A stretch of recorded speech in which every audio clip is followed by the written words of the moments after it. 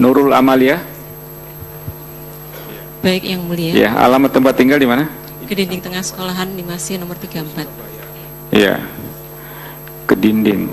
Ini Sampang ya Pak ya? Bukan, Surabaya. Surabaya. Iya. Oh, ada Kedinding Surabaya, Kedundung yang Sampang. Iya. Ya. Iya. Saudara anggota KPU ya? Iya. Iya. Terus apa yang mau disampaikan? Yang akan saya sampaikan terkait dengan data-data yang diberikan oleh pemohon, bahwa data yang diberikan oleh pemohon terkait dengan TPS-TPS yang ada di Surabaya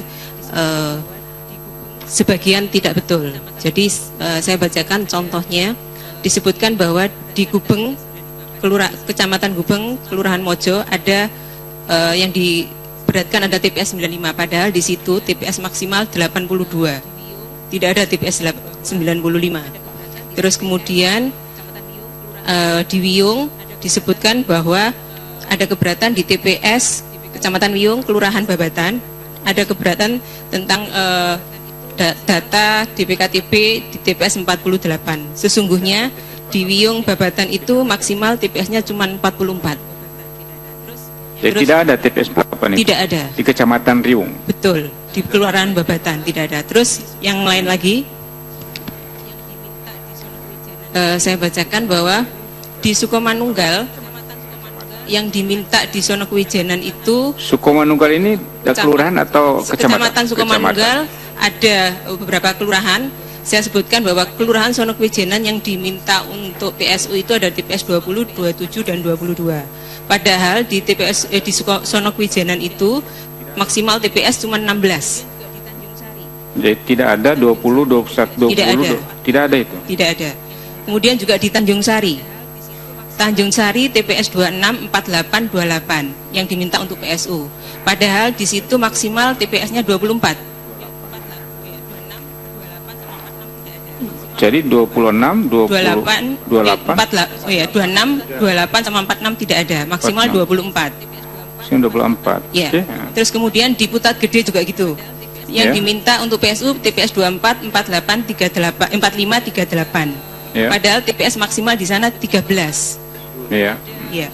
Terus kemudian juga pemohon menyebutkan bahwa ada perhitungan suara atau rekap dilakukan di tingkat TPS sebelum jam ketentuan atau dilakukan jam 11, yaitu pada TPS 55 di Wonokusumo, Kecamatan Semampir. Padahal sesungguhnya tidak begitu.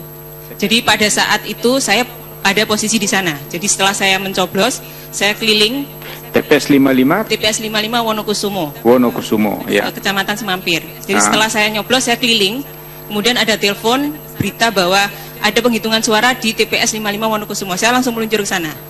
Setelah saya datang ke sana, ternyata tidak ada yang namanya perhitungan. Jam berapa hitungan sebenarnya? Hitungan sesuai dengan jadwal setelah jam 1. Setelah jam 1. Iya.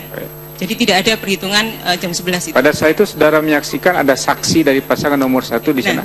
Jadi begini, ketika saya datang, saya tidak ngomong kalau dari KPU, saya kayak misteri shopper gitu, saya cuma melihat.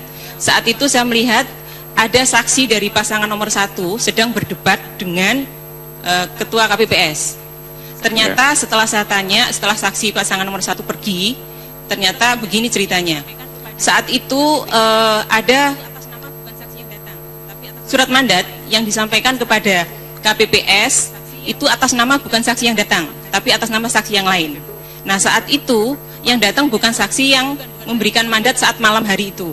Di situ jam berapa saya datang situ? Pagi? Saya datang bukan pagi, sekitar jam 11. Jadi ketika saya diberitahu ada perhitungan, saya langsung meluncur ke sana. Iya. Nah, saat itu setelah saksi pergi, saya tanya ke KPPS-nya, ceritanya seperti apa? Jadi begitu.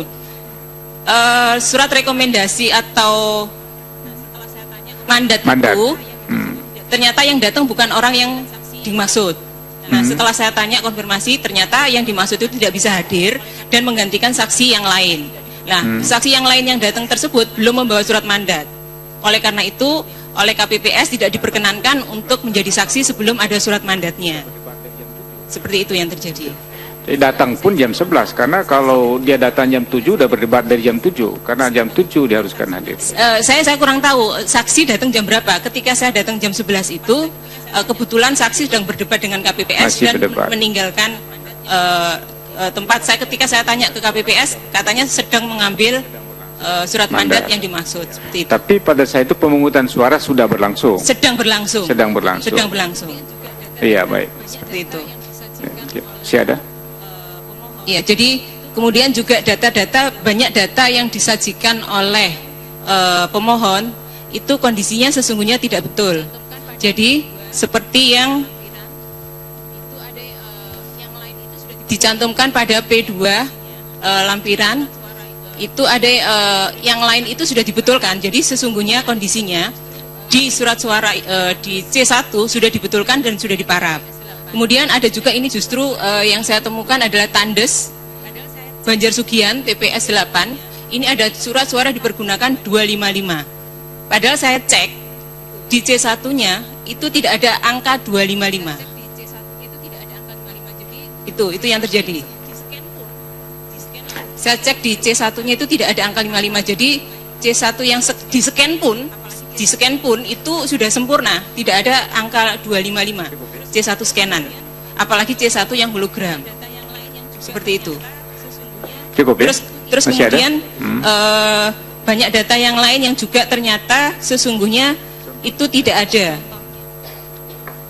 Jadi setelah saya cek di C1, contohnya apa itu? Contohnya, jadi setelah saya cek di C1, misalnya Kota Surabaya Karangpilang, ini untuk P4.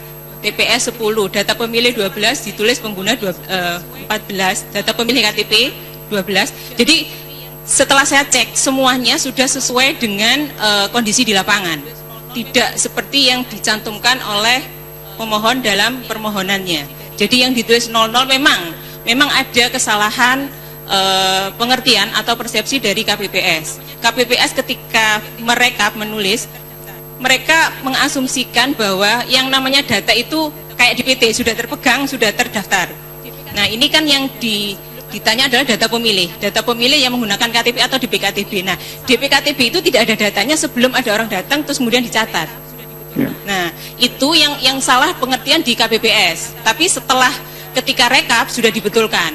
Jadi awal mencatat memang ada kesalahan rata-rata karena tidak ada data matangan yang diterima sehingga dia menulis 0 semua. Baik, jadi sudah cukup lah.